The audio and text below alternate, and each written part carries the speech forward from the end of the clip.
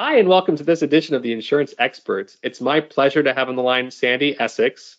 She's joined us prior. She's a long-term care insurance advisor, one of the top people in the country. Thanks again for joining us. Absolutely, Mark. It's always a pleasure. Okay, so tell me again, if our viewers haven't seen you on our last episode, how did you get into the industry? Well, as I said before, this is not an industry that people wake up and say, I'm going to become a long-term care insurance planning advisor. It was based upon things that had kind of happened through my life, seeing people go into nursing homes, not knowing anything about long-term care insurance. So I changed from being in education, which I was in for over 15 years, to educating people about the importance of long-term care planning. Right. And so today we wanted to talk a little bit about the financial aspects. A lot of people think long-term care is unaffordable. Of course, we know the reality of it, that most people can get a plan. Tell me a little bit about your process when you're working with clients and figuring out financially what's the best way to fund plans and what they can afford. Okay, well, part of my plan, obviously, in the process, as we mentioned in the last video, is health is the biggest piece to help me determine what's the right funding option as well. So once I know what companies will look at you, then we have to decide how are you going to fund it. So it doesn't have to be the same type of insurance that you own today, like your car and home, that you just pay it every single year and you pay it out of your normal paycheck. Well, there's different funding options, and the funding options have really, really changed over the 15 years that I've been doing long-term care planning. So it's a lot more detailed. There's a lot more options that you can do to fund a long-term care policy. Okay. And what does your checklist look like when you're asking, questions? I know you use a consultative approach. What would you say are the top questions that you start off with from a financial perspective? Well, let's just put yourself in that situation. Let's pretend that now you do need, and you have a long-term care event, and you need care, and your health insurance isn't going to pay for it. The government is going to help pay for your care. So we're going to sit down at your kitchen table and we're going to say, okay, you think you're going to live a long life. You now know that you need care. How are you going to actually fund it? So we look at two different buckets. The first bucket that we'll talk about is your qualified funds. Qualified funds are monies that you have never paid taxes on. And those are the funds that people don't want to use for care because there's going to be a tax consequence for that. So then we talk about their non-qualified funds. Their non-qualified funds are things that you have a checking account, a savings account, maybe stocks and bonds that you can use that to pay for care, and you're probably not going to get any type of tax consequence. So based upon just those two buckets of money that you own, that's our first launching pad of how to talk about funding. Gotcha. So qualified funds would be things like your 401k, your 403b, your IRAs, like you said, pre-tax monies that you put away, where when you take money out, then that's when you tend to incur taxation in most scenarios. Exactly. And most people, though that's sacred to them, they don't want to touch it. But what they don't realize is that you don't want to die with a lot of qualified funds, because if you do, the tax consequences to your legacy is huge. So that's why we have to look at those funds and maybe determine if we can reposition a small portion of those funds to actually then pay for a long-term care policy. Okay. And let's dive into a couple of other, I call it qualified funding sources. Have you seen people using like health savings accounts, HSAs, to fund long-term care before? Is that an option? Absolutely. HSAs is an area that most people aren't even familiar with. That's pre-tax dollars, and that they can actually use that to pay for a long-term care policy. Okay. Not only that, if they already own a long-term care policy, they can use HSA money to back pay other long-term care premiums that they've already paid.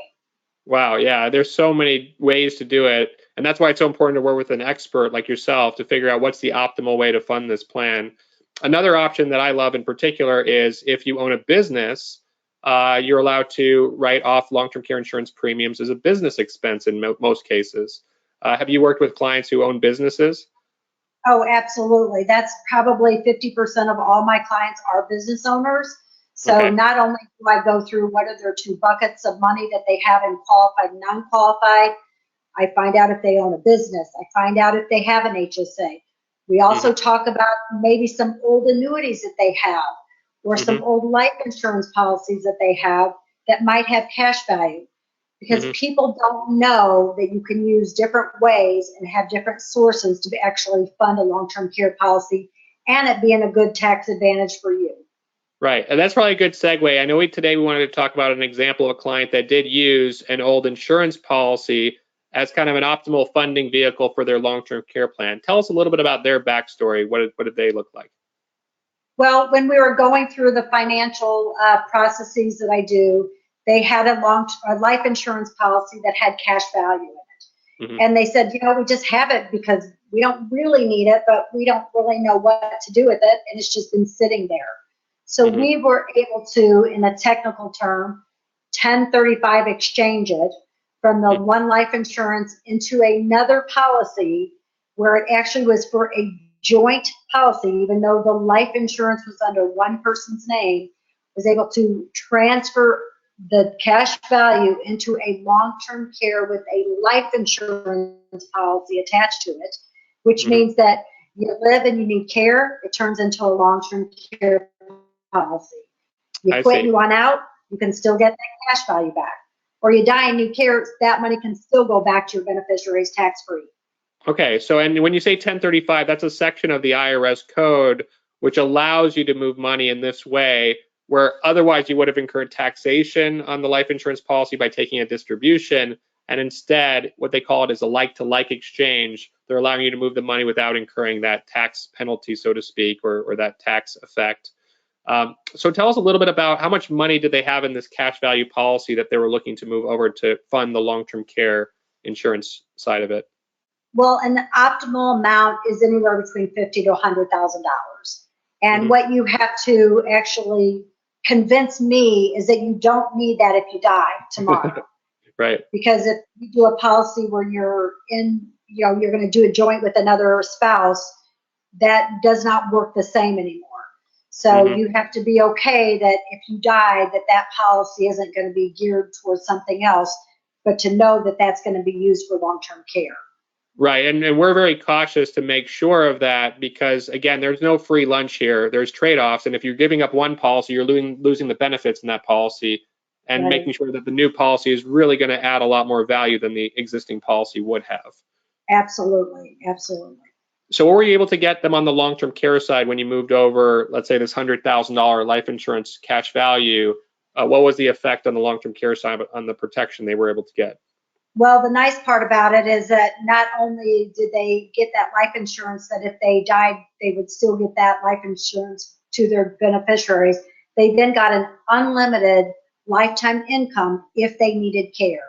So what that means in the world of Alzheimer's and dementia, which is an 8 to 10 year disease, they would always have an income for both spouses to pay for long-term care, no matter how many years they ended up needing care.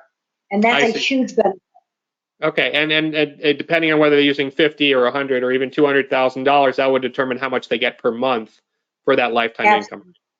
Absolutely, and that's what I work with them. Are you comfortable with that monthly amount? Are you comfortable with that being unlimited, that would never run out? They help me create and design the plan that's right for them.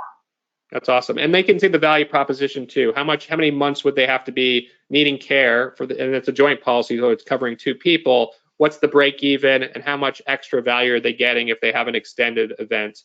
And that's what you're really trying to protect them against. Absolutely. And basically it's around a 2 year, they have to at least need care for 2 years for that break even. But if they need more than 2 years, which we know the average for home care is 3 to 5 years, you're going to actually outwin the insurance company. Awesome. Well, I appreciate you sharing this strategy and kind of your approach to doing this financial fact finder with clients. And again, I hope to have you on future episodes. Thanks, Sandy. Absolutely. Thanks, Mark.